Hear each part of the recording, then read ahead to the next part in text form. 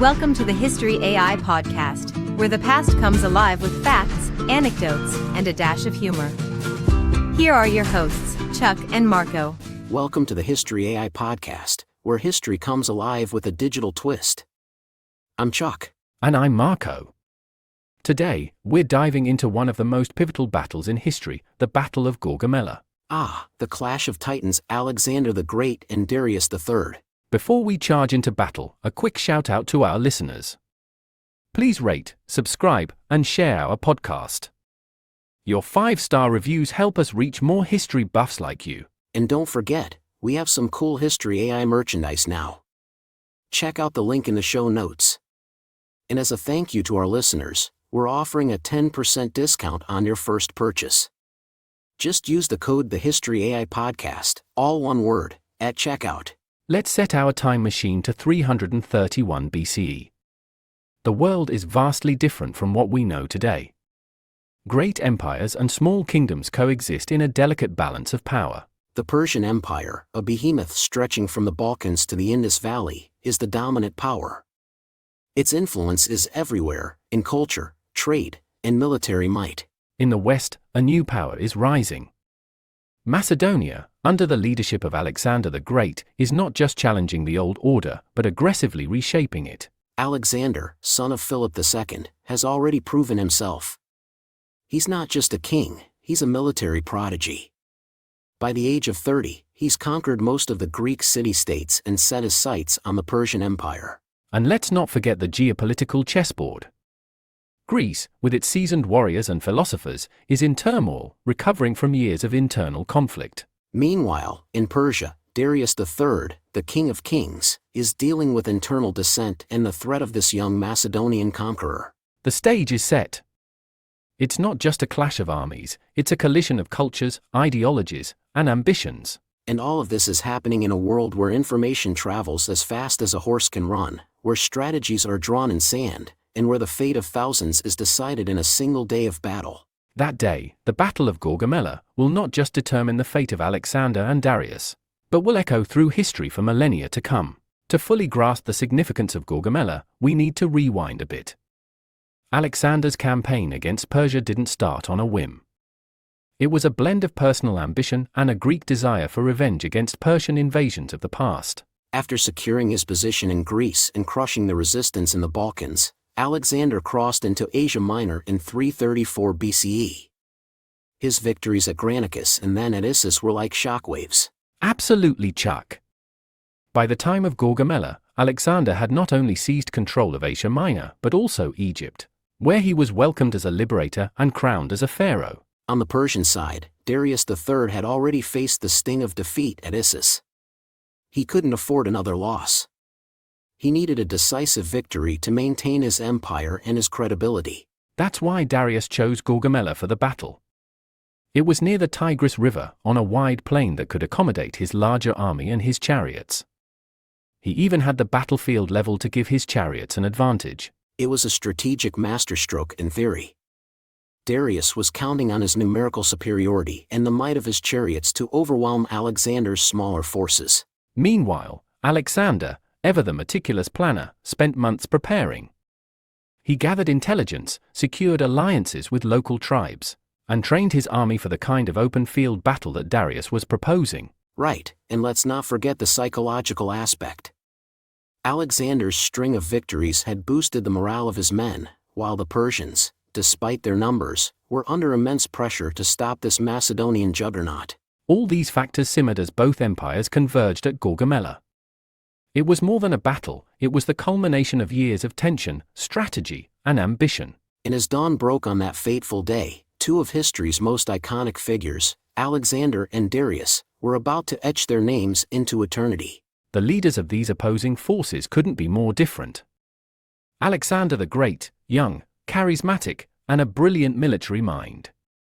A student of Aristotle, he's not just a warrior, but a philosopher king. And his army reflected his character. Highly disciplined, loyal, and innovative. The core was the Macedonian phalanx, armed with their sari sauce, long spears that gave them an edge in close combat. Don't forget the companion cavalry, Alexander's elite unit.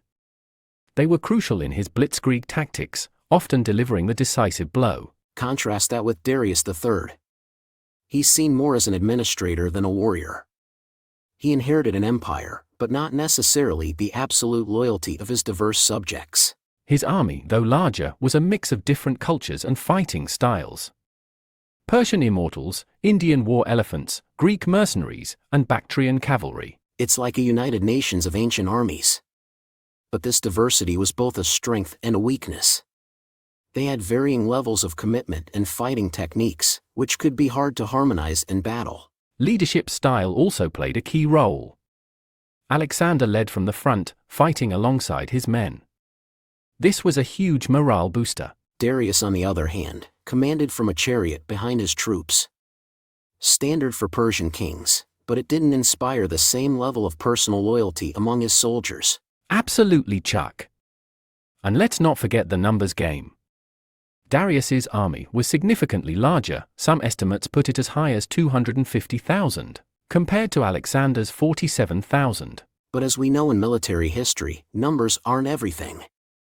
Training, morale, and leadership often tip the scales. This contrast set the stage for what was to be a clash of not just armies, but of leadership philosophies, military tactics, and the will of two empires. The Battle of Gaugamela, on October 1, 331 BCE, is a masterclass in military tactics. Let's break it down. The battle began at dawn. Darius had his troops spread out across the plain in a classic formation, with infantry in the center and cavalry on the wings. His plan was to use his numerical superiority to envelope Alexander's forces. He also had those infamous scythe chariots, designed to break enemy lines. Alexander, however, had a different idea. He arranged his phalanx in the center, with heavy cavalry on the right and light cavalry on the left. His strategy relied on flexibility and the element of surprise. The battle opened with Darius launching his chariots. But Alexander's troops were prepared. They opened their ranks, creating lanes, effectively neutralizing the chariot charge. Meanwhile, Alexander led his companion cavalry in an oblique march towards the right, seemingly moving away from the center. This was brilliant. He was tempting Darius to strike his moving flank, creating gaps in the Persian front line. Darius took the bait. He ordered his left flank to chase after Alexander, disrupting his own battle line. That's when Alexander turned sharply and charged into the gap, aiming straight for Darius. This move was a game changer. It caused panic in the Persian ranks. They weren't just fighting an army, they were fighting a tactical genius. As Alexander charged, a fierce battle ensued. The Macedonian phalanx pushed forward against the Persian infantry. On the left, Alexander's left flank, under Parmenion, was holding its own but was under intense pressure from the Persian cavalry. Back in the center, Darius, in his war chariot, realized his army was in disarray. Seeing Alexander charging towards him, he made a critical decision. He fled. And in the ancient world, when the king flees, the battle is over. Alexander, seeing the Persian army collapsing, wanted to pursue Darius but was called back to rescue his left flank, which was still under heavy pressure.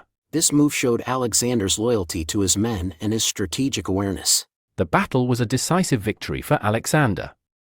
His use of terrain, tactical flexibility, and his ability to exploit the enemy's weaknesses were unparalleled. Gaugamela wasn't just a victory on the battlefield, it was a triumph of strategy, leadership, and courage. The Battle of Gaugamela was not just a strategic masterpiece but a canvas for individual acts of heroism. Let's highlight some of the heroes and their stories. First and foremost, Alexander himself. His leadership, courage, and tactical genius were on full display. He led the charge against Darius, cutting through the Persian lines and causing chaos in their ranks. Alexander's heroics were not just about bravery but also about his bond with his men. He fought alongside his companion cavalry, sharing the risks and glories of the battlefield. Then there's Parmenion, Alexander's trusted general.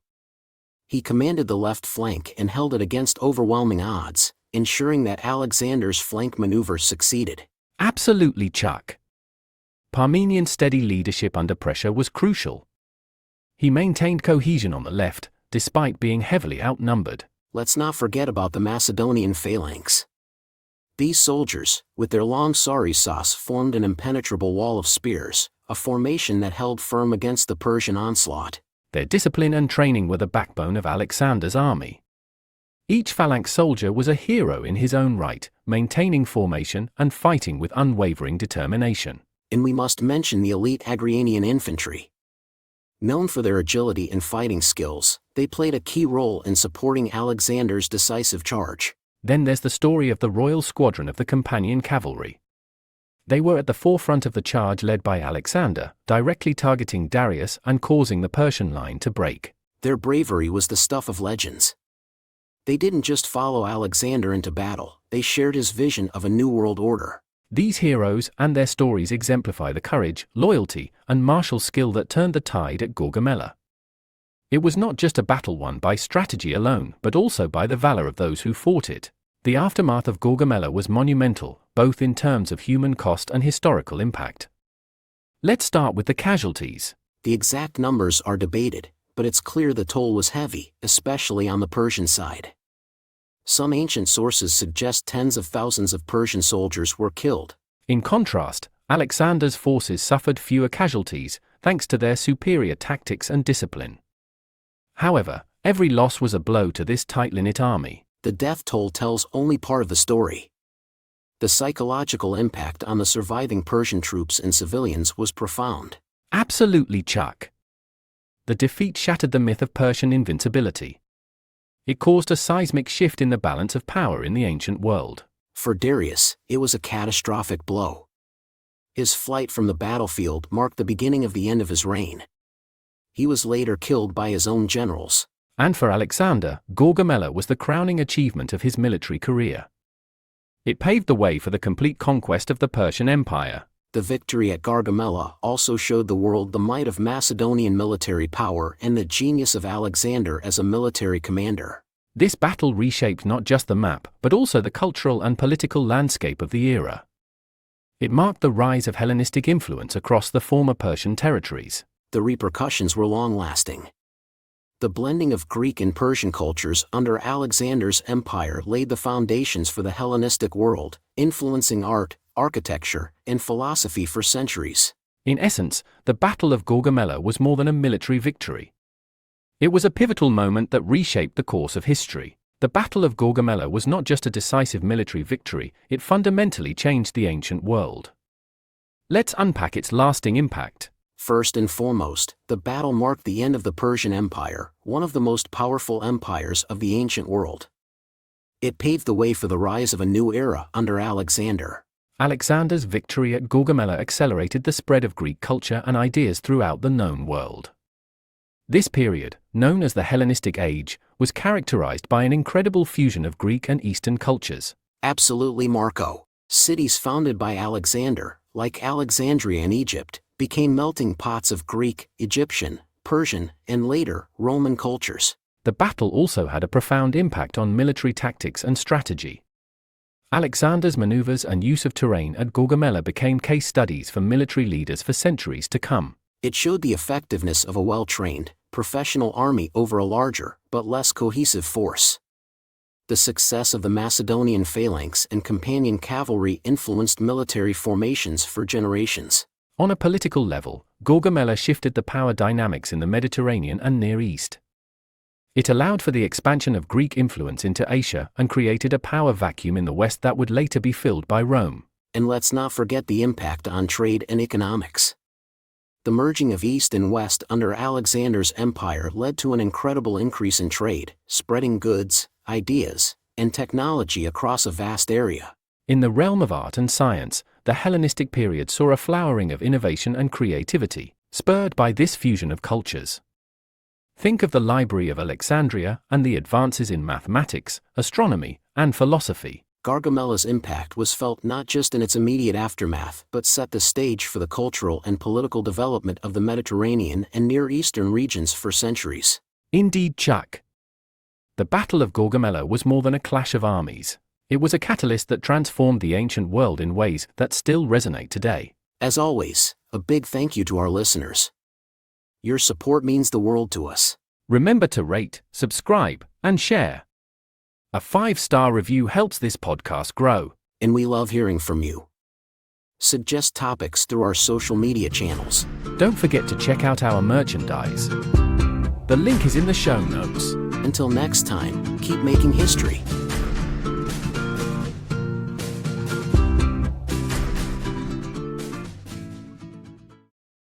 Step into the thrilling world of sports betting with The Starting Line, an introduction to sports betting.